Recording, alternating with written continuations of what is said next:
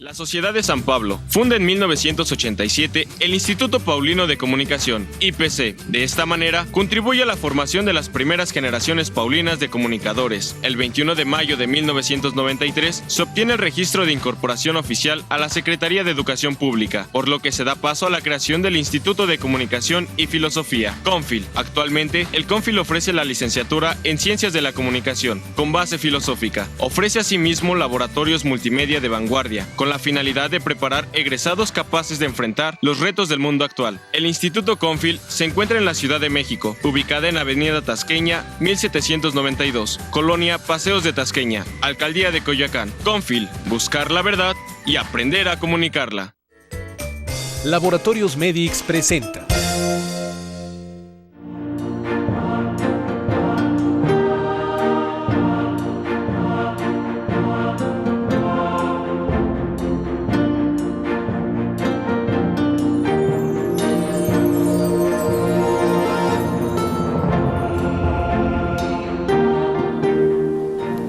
Hola queridos amigos, hablando del suicidio hay un gran santo, San Juan María Vianney, quien para consolar a una madre a la que se le suicidó su hijo tirándose a un río, le respondió que entre el puente y el río está Dios.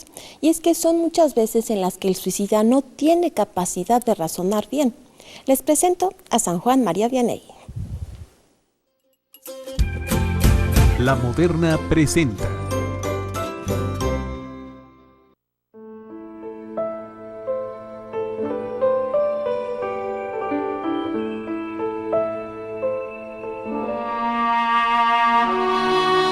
San Juan Bautista María Vianney, conocido como el Santo Cura de Ars, nació en Dardilly, cerca de Lyon, Francia, el 8 de mayo de 1786 y murió en Ars el 4 de agosto de 1859 a los 73 años. Fue ordenado sacerdote en 1815 y en 1818 tomó posesión de la parroquia de Ars, donde fundó una especie de orfanato de nombre La Providencia para jóvenes desamparadas. El propio Vianney instruía a las niñas en el catecismo y sus catequesis llegaron a ser tan populares que luego las enseñaba todos los días en la iglesia a grandes multitudes. La principal labor del cura de Ars fue la dirección de almas. No llevaba mucho tiempo en Ars cuando la gente empezó a acudir a él de otras parroquias, luego de lugares distantes, más tarde de todas partes de Francia y luego de varios países. Durante los últimos 10 años de su vida, pasó de 16 a 18 horas diarias en el confesionario. Su consejo era buscado por obispos, sacerdotes, religiosos y laicos. Para 1855, el número de peregrinos que iban a Ars para encontrarse con él había alcanzado los 20,000 al año. El cura de Ars obtenía de Dios 3 tipos de milagros: recursos suficientes para alimentar a los huérfanos, un conocimiento sobrenatural del pasado y del futuro, y la curación de enfermos, especialmente niños. Pero el mayor milagro de todos fue su propia vida, pues durante 40 años su alimentación y su descanso fueron insuficientes, humanamente hablando, para mantenerlo con vida, y aún así trabajaba incesantemente, con inagotable humildad, amabilidad, paciencia y buen humor. Hasta Dios lo llamó a la vida eterna. El 8 de enero de 1905, Pío IX lo beatificó. El Papa Pío X lo propuso como modelo para el clero parroquial. Pío XI lo canonizó en 1925 y Benedicto XVI lo nombró patrono de los sacerdotes. Su fiesta se celebra el 4 de agosto. Continuamos, queridos amigos, con el tema del bullying, con el triste tema del bullying, pero mire, siempre es mejor que conocer lo que está sucediendo que minimizarlo y pensar que no hay nada que hacer, ¿no? ¿Cuál es el protocolo anti-bullying, Diana?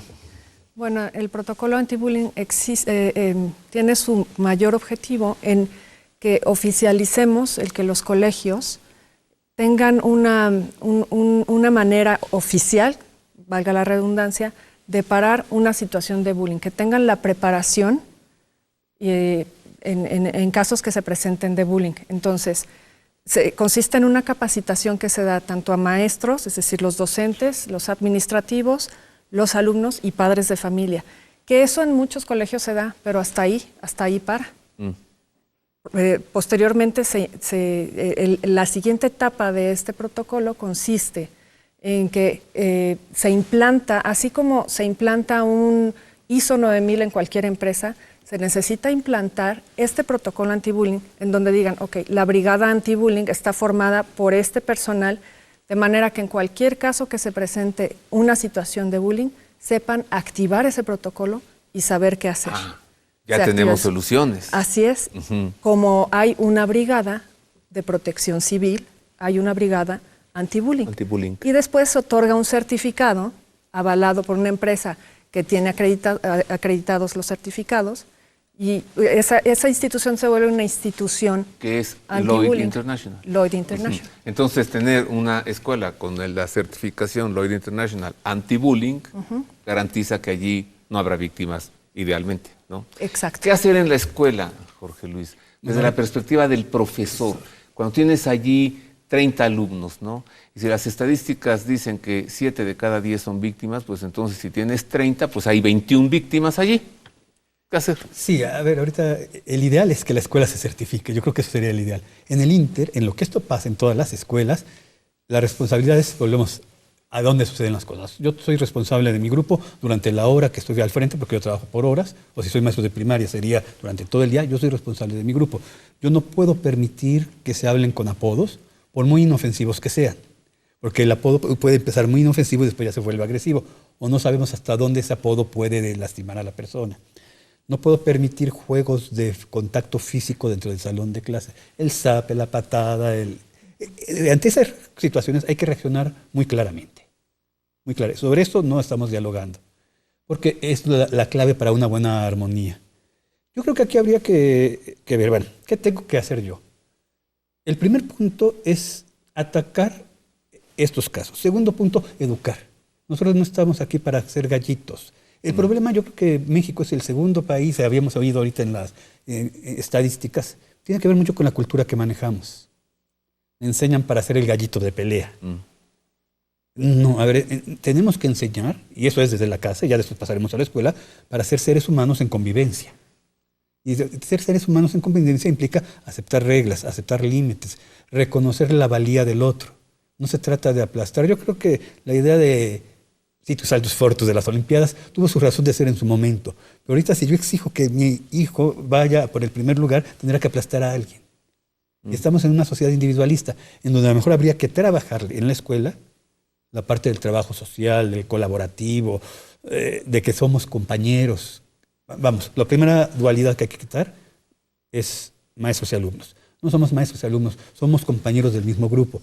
Al que me toca a mí tener la responsabilidad, entonces me respetan. Pero no somos dos bandos. Lo otro, hay que tener cuidado con los que son más, y ponle más lo que quieras. Más altos, más chaparros, más gordos, más flacos, más güeros, más morenos, más inteligentes, más tontos, más lentos, más. El que sea un poquito más es susceptible de ser víctima de bullying, entonces hay que estar muy atento con él. ¿El más estudioso suele ser víctima de bullying? Sí. El nerd, le dicen, ¿no? Sí. Así es. Qué cosa, ¿no? Qué contraste. Tiene un alto rendimiento académico, pero no goza de simpatía entre sus compañeros. Cuando di clases en preparatoria, y fueron muchos años, había como una regla muy estricta de que para qué sacar el 10 si puedo sacar el 8.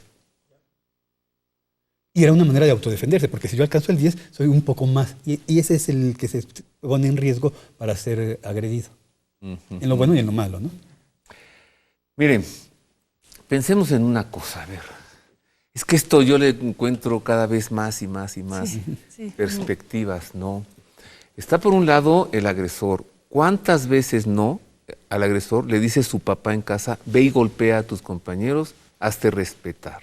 ¿Cuántas veces no se comporta así porque tiene un padre prepotente autoritario, por ejemplo, ¿no?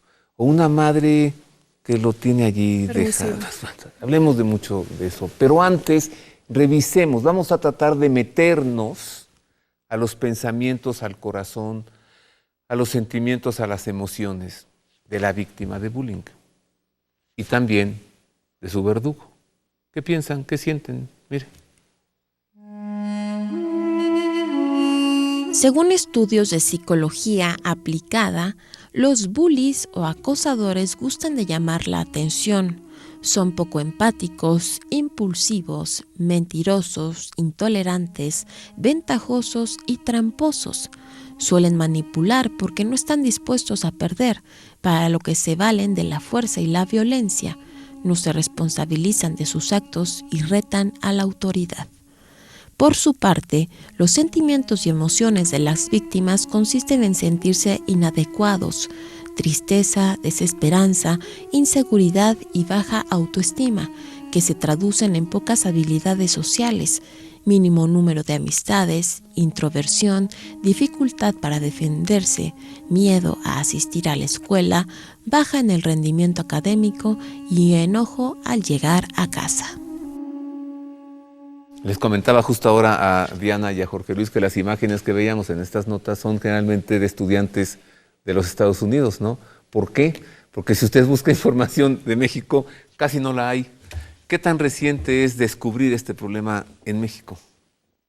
Pues tiene muy poco tiempo a comparación de los otros países, porque nosotros no aceptamos tener ese tipo de problemas cuando somos el segundo lugar, tirándole al primer lugar. En las estadísticas se ve en el primer lugar.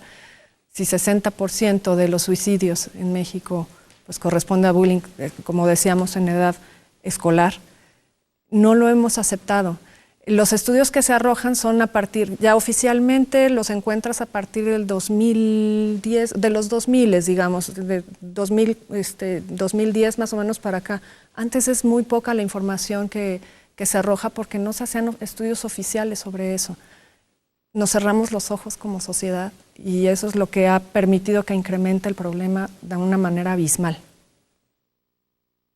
Hay una cuestión cultural, así como que en su momento la violencia contra la mujer no era dicha, porque era algo que se hablaba en casa, el bullying no fue tomado en cuenta en México porque implica que el que se queja de que está sufriendo bullying se muestra vulnerable y débil. Y en una sociedad machista el que se muestra vulnerable y débil no es bien visto. Y por eso todo se calla.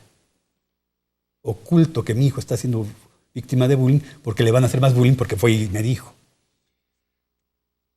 ¿Cuántas veces no la solución está en que la víctima dé un manotazo de autoridad, se defienda? ¿Es una solución? Depende del manotazo. Porque si nosotros como papás le decimos, véngate, golpéalo, esa no es la solución. Pero es que eso es lo que se dice en casa, Diana. Me están gritando, sí. Me están pegando. Llega un día con el ojo morado. Llega la semana que entra con un dedo torcido. ¿Qué dicen los papás? Pégale, defiéndete, ¿no? Sí. Y que esto no aumenta su sufrimiento porque él sabe que no puede. O sea, ahí está la solución, pero ¿se ve incapaz de implementarla? Es decir, la solución no puede estar flotando sobre una violencia con violencia. La solución tiene que estar fundamentada en un ambiente de seguridad. Hay que provocar más seguridad que violencia en el aspecto de que se sienta, como decía hace un momento, acompañado y darle las armas más que físicas, darle las armas en virtudes, en acompañamiento del amor, en acompañamiento de decirle, en el momento, yo estoy para ti, en el momento que sea, quiero que sepas que estoy ahí, detrás de ti, yo te acompaño con el amor.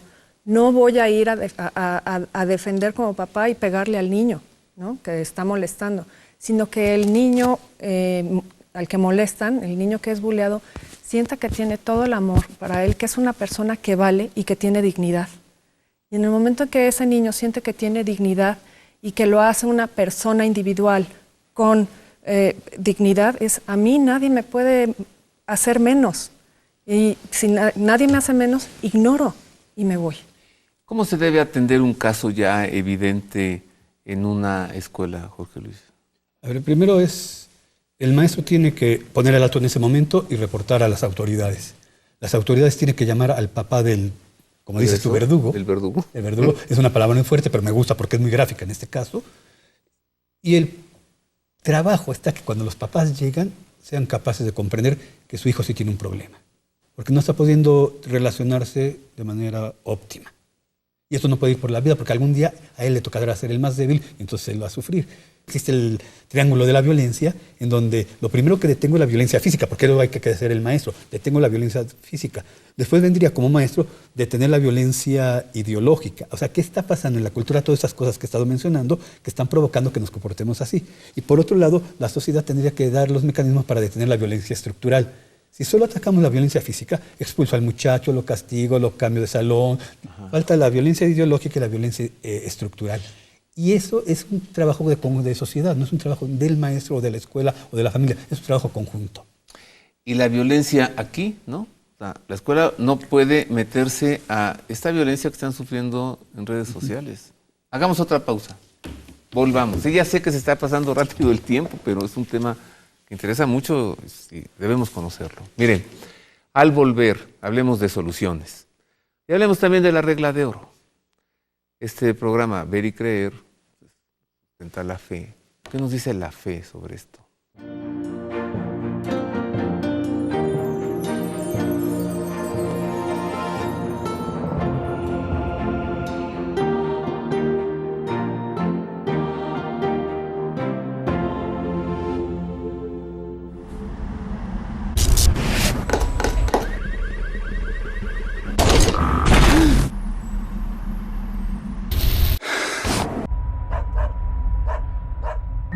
Mejor duerme. Subzeta, inductor natural del sueño. Contiene melatonina natural. Es sublingual de rápido efecto y no crea adicción. Encuéntralo en sus presentaciones de 3 y 5 miligramos. Mejor duerme. Subzeta es de Medix. Para conocer qué nos depara el año 2019 en materia económica, en geopolítica y en sagradas escrituras y en la actividad de la Iglesia en el mundo y en México, le invitamos a asistir a la conferencia Previsiones 2019, para que conozca usted el análisis de expertos en economía, en geopolítica y en temas eclesiológicos. Miércoles 27 de febrero a las 6:30 de la tarde en el auditorio del CUM en la Colonia del Valle. Le recomiendo asegurar su lugar con antelación en la Casa de San José.